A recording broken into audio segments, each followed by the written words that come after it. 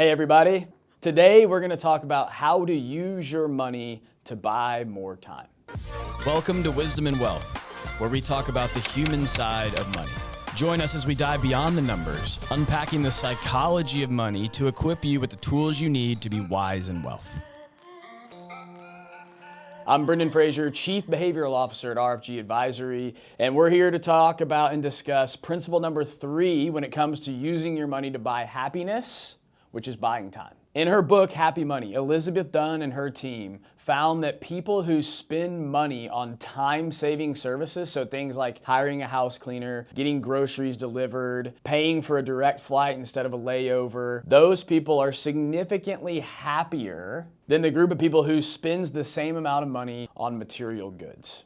In one particular study, researchers gave people $40. One group was told to spend that money on material things. The other group was told they had to spend it on time-saving services. And at the end of that study, what they found was that the people who bought time, who spent their money on time-saving services, they reported significantly higher happiness levels than those who bought stuff, those who bought material goods. And here's a big part of the reason why. Our stuff that we buy, it loses excitement pretty quickly.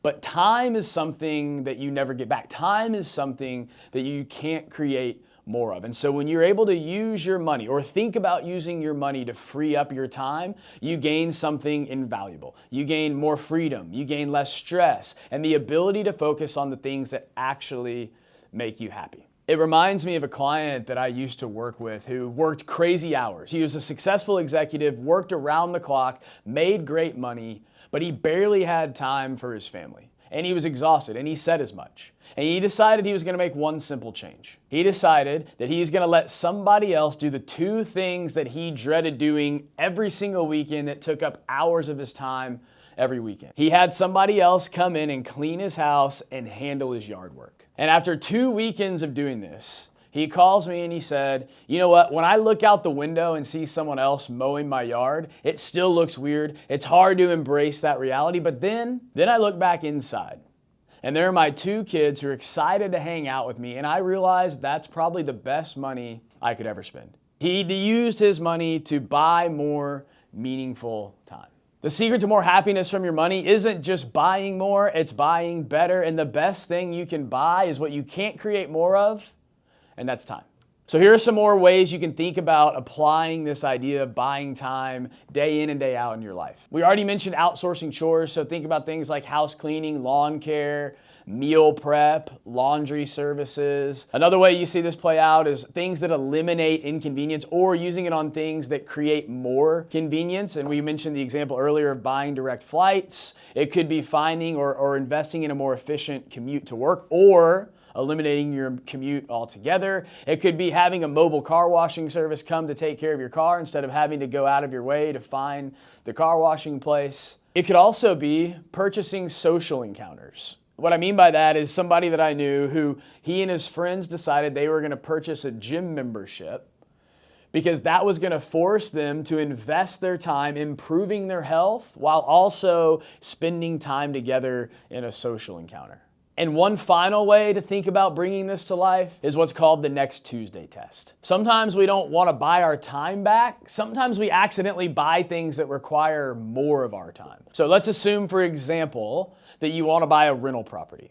What you do in the next Tuesday test is you take a look at your calendar, your schedule for next Tuesday and ask yourself, how will this purchase potentially affect me next Tuesday? If I were to make this purchase, how will it affect me next Tuesday? So in the example of a rental house, if you're thinking about purchasing a rental property, what you do is you look at next Tuesday and ask yourself, what if I had to spend 2 hours fixing an issue or a repair at the house? How would that affect my day? Is that something that I want to be doing? When would I fit that in? Can I fit that in?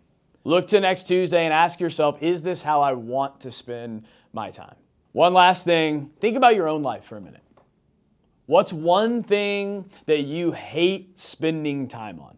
Maybe it's laundry, maybe it's grocery shopping, maybe it's cleaning, maybe it's commuting. Take a look at your to-do list and say, what's the one thing that's gonna drain me of my energy? What's the one thing that I'm dreading the most?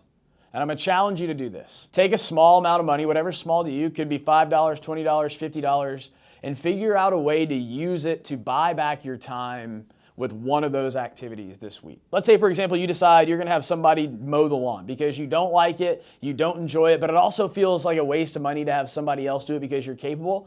Just do it one time. Try one time, pay $30, $50, however much it is. See how it feels when you're done. At the end of the day, time is the one thing that we can't create more of. It's the one thing that we can't get back. So instead of just buying more stuff, let's start thinking about how we use our money to buy back time. That's principle number 3 and the third episode in our 5-part series on how to spend money to buy happiness. In the next episode, we'll look at principle number 4, pay now, consume later.